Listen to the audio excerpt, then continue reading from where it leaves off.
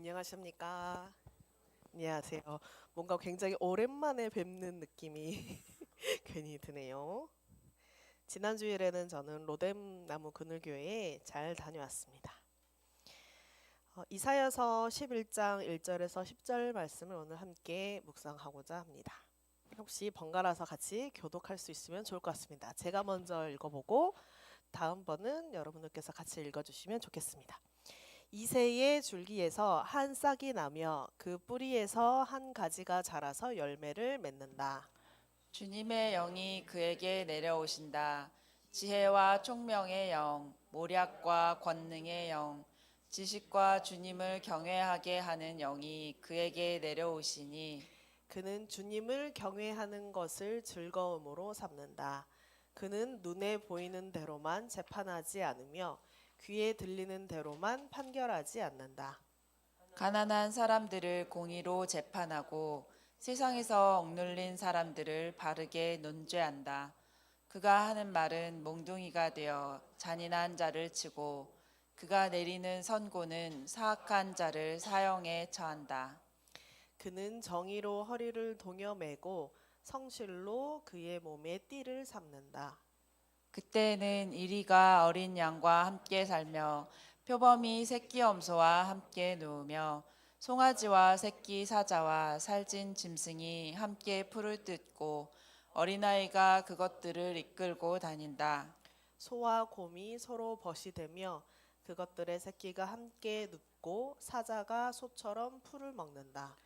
젖 먹는 아기가 독사의 구멍 곁에서 장난하고 젖된 아이가 살무사의 굴에 손을 넣는다. 나의 거룩한 산 모든 곳에서 서로 해치거나 파괴하는 일이 없다. 물이 바다를 채우듯 주님을 아는 지식이 땅에 가득하기 때문이다.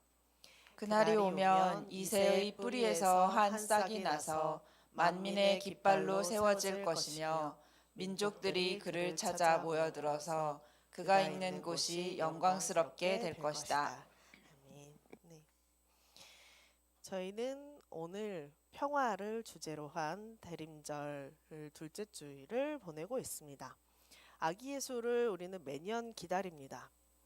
이 시기가 되면 아기 예수가 어디로 오실까 우리는 늘 말씀을 나눕니다. 올해 우리는 아기 예수의 태어나심을 어떻게 기다리고 있을까요? 오늘 본문 이사야서 11장에서는 이새의 줄기에서 한 싹이 나며 그 뿌리에서 한 가지가 자라서 열매를 맺는다라고 시작을 합니다. 그리고 주님의 영이 그에게 내려오신다라고 하면서 말씀을 이어갑니다. 이새는 다윗의 아버지입니다. 다윗이 어려서부터 자라서 나중에 아주 강력한 왕권을 주기까지의 여정을 떠올리실 수 있을 겁니다. 그런데 오늘 본문에서는 이 다윗이 그 시작이 아니라 다윗의 선조, 다윗의 아버지, 이새가 누구지? 라고 생각할 법한 어떻게 보면은 강력했던 다윗 왕조에 비해서 보잘것없어 보이는 어떤 이로부터 새로운 싹이 나온다라고 전하고 있습니다. 그러면서 주님의 영이 내려올 텐데 그분은 어떤 분인지 설명을 합니다. 그분은 눈에 보이는 대로만 재판하지 않고 귀에 들리는 대로만 판결하지 않고 가난한 사람들을 공의로 재판하고 억눌린 사람들을 바르게 논지한다라고 설명을 하고 있습니다. 또 겉모습이나 소문으로 판단하지 않는 분입니다. 가난한 사람들, 억눌린 사람들의 편에 서서 정의를 세우시는 분이라고 서술합니다. 또 몽둥이가 되어서 잔인한 자를 처벌한다고 하고 또 그가 내리는 선고는 사악한 일을 처벌한다고 전합니다. 그리고 하나님 나라의 모습을 그려갑니다.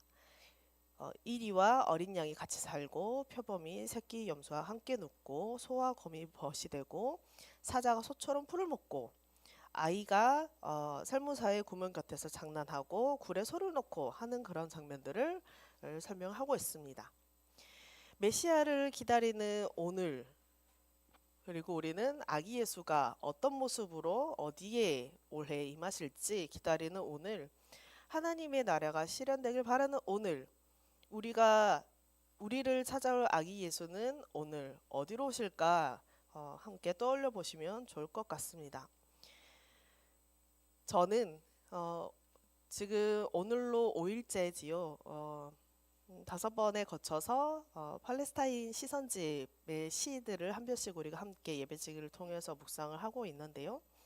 아기 예수가 오늘 오신다면 곳곳에 수많은 고통 가운데 처한 이들 곁으로 오실 테지만 특히 바다 저 건너 셀 수 없이 많이 쏟아진 포탄과 학살에 의해서 무너지고 파괴된 곳, 장벽과 총칼에 둘러싸여 있는 팔레스타인 가자지구 그 잔해더미에서 아기 예수가 누워 계실 것 같다라고 생각이 듭니다. 특히 지난 2년 동안에 이 가자지구에서 이스라엘의 폭격으로 6만 9천여 명이 넘는 사람들이 목숨을 잃었습니다. 수많은 존재들이 자신들의 터전을 잃고 사람만이 아니라 수많은 존재들이 숨을 잃었습니다. 우리가 이를 기억을 한다면 특히 우리가 대림절에 찬송가를 많이 부르는데 찬송가를 부를 그 기뻐하라 이스라엘, 기뻐하라 이스라엘 그 찬송 떠올려 보실 수 있을 텐데요. 어떤 한 분이 우리가 과연 이 찬송을 이 대림절기에 부를 수 있을까라고 질문을 한 글을 보았습니다. 병원이 무너져서 어떤 진료도 받지 못할 그 아기 예수, 먹을 것이 없어서 굶주릴 그 아기 예수, 밤 늦도록 울리는 총성과 사람들의 신음소리에 잠이 잘 들었을지 모를 그 아기 예수. 임마누엘, 우리와 함께 하시는 하나님이 이번 성탄절에 과연 어디로 오실까? 가자의 무너진 건물 그 잔해 속에 아기 예수로 누워 계실 것 같습니다. 메노나이트 중앙위원회 동북아시아지부 김성한 대표에 따르면 한국교회는 수십 년 동안 이 성서의 시온 사상과 근대 정치의 시온주의를 구분하지 못해왔다라고 설명하고 있습니다.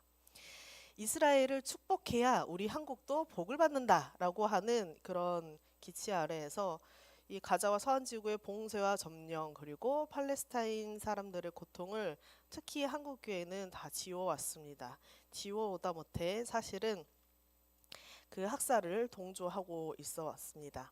한국교회가 또 꾸준하게 형성해온 친이스라엘 신학 그리고 어떤 실천들은 기독교 시온주의에 물든 미국의 어떤 복음주의의 영향을 받기도 했다라고 설명합니다. 그리고 또 동시에 우리 한국 땅에서 기독교 민족주의랑 그 다음에 반공주의의 어떤 열매로 이어진 것이 이 어떤 친이스라엘 현재의 그 시온주의를 따라가는 그 맥락 가운데 있다라고도 설명합니다. 특히 1970년대의 민족 복음화 운동이라고 하는 것이 이 땅에서 본격화되었었는데요. 이 민족 복음화 운동의 목표가 한국을 제2의 이스라엘로 만들겠다라고 하는 그런 목표였습니다. 그러니까 그 선민 의식, 한국도 제2의 이스라엘처럼 선택받아서 하나님의 어떤 사명을 우리가 이어간다라고 하는 맥락이었는데요. 그런데 성서는 우리가 많이 묵상해서 잘 아시겠습니다만은 팔레스타인이든 어느 지역 땅이든 하나님은 레위기 25장을 통해서 선언하고 있습니다. 토지는 다 하느님의 것이다. 다 너희는 나그네고 지나가는 사람이다라고 하는 맥락으로 25장에서는 선언하고 있는데요. 팔레스타인이든 이스라엘 땅이든 한국 땅이든 땅은 하나님의 것이다라고 하는 그리스도교의 신앙 고백과 그 맥락을 우리가 떠올려 볼 수 있을 겁니다. 땅은 점유, 소유의 대상이 아니라 특히 성서에서는 정의와 자비가 실천되는 그런 언약 공간으로서 위치하고 있는 것을 우리가 다시 한번 살펴보아야 할 것입니다. 그리고 신약 성서로 넘어와서 예수님께서 보이셨던 행보 중에 하나는 예루살렘 성정 중심의 어떤 신학을 예수님께서는 넘어서셨습니다. 이 산에서도 말고 예루살렘에서도 말고 하느님을 예배할 때가 올 것이다라고 말씀을 하셨었는데, 오늘에 와서 어떤 도시나 어떤 성전이든 하느님의 이름으로 어떤 폭력을 정당화하는 그런 그 근거가 될 수 없습니다. 그런데 한국의 많은 큰 교회들과 그 다음에 특히 극우 개신교의 사람들은 반공주의, 그리고 친미, 친이스라엘, 그리고 정치와 종교의 일치를 현재 강력하게 수년째 주장을 하고 있습니다. 그리고 기독교 국가를 건설하자라고 주장을 하고 있습니다. 제2의 이스라엘 되자라고 하면서요.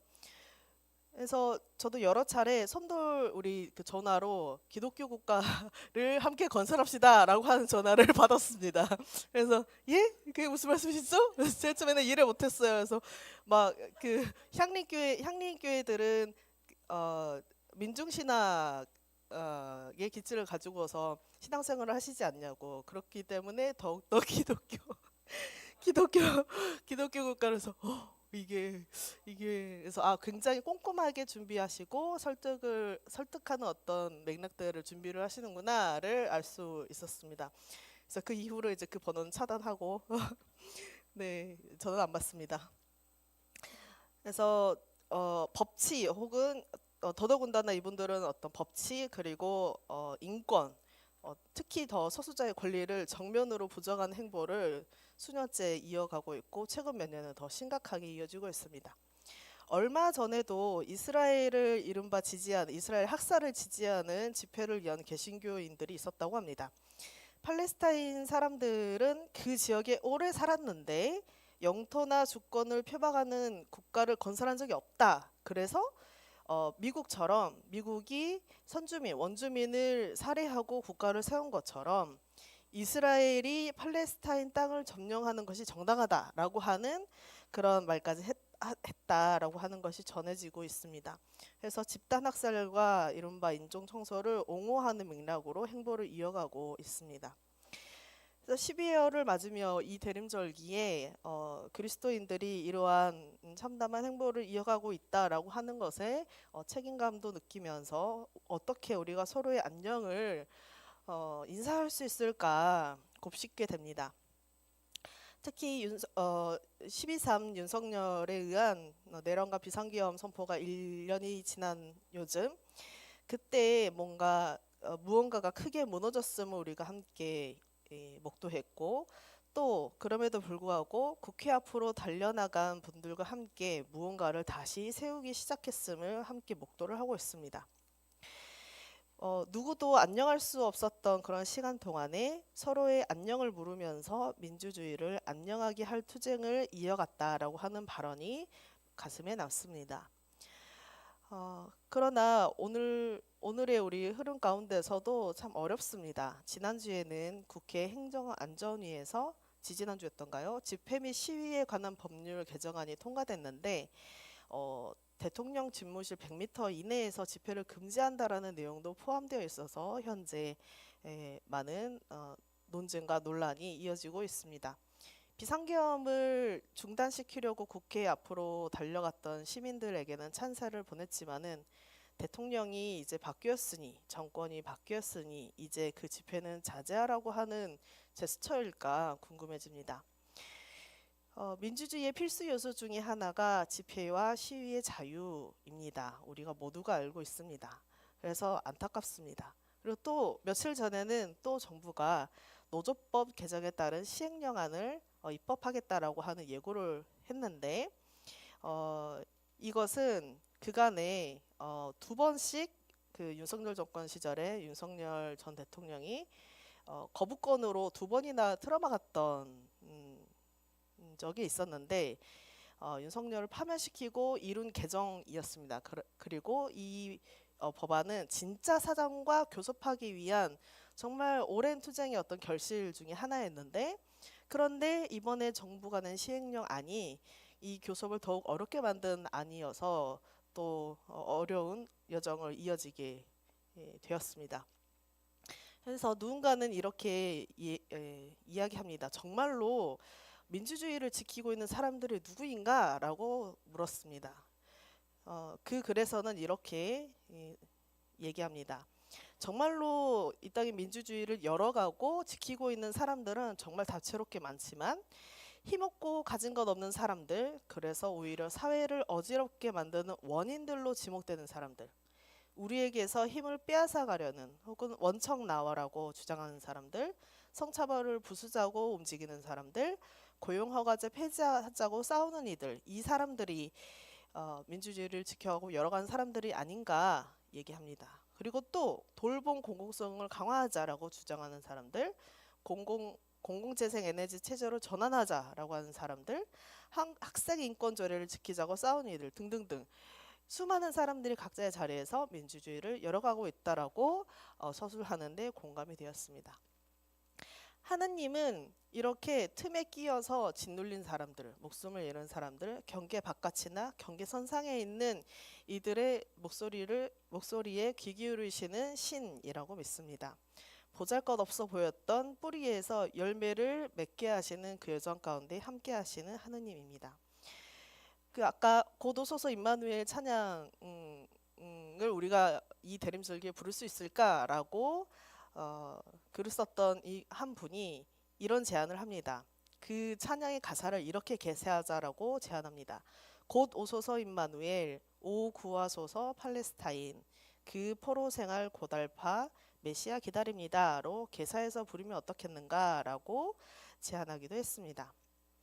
곧 오소서 임마누엘이라고 함께 찬양하고 노래하고 고대할 때에 지혜복 교사의 어떤 고된 투쟁이 고달파서 해결되기를 고대하는 노래 가사도 있으면 좋겠고, 곧 오소서 임마누엘이라고 찬양할 때에 고진수 동지가 성탄절 전에는 땅으로 내려올 수 있길 바라면서 찬양할 수 있으면 좋겠고, 또 학생인권 조례를 지키고자 싸우는 이들에게 새 힘이 깃들 수 있기를 바라면서 곧 오소서 임마누엘이라고 찬양할 수 있으면 좋겠다라고 생각합니다.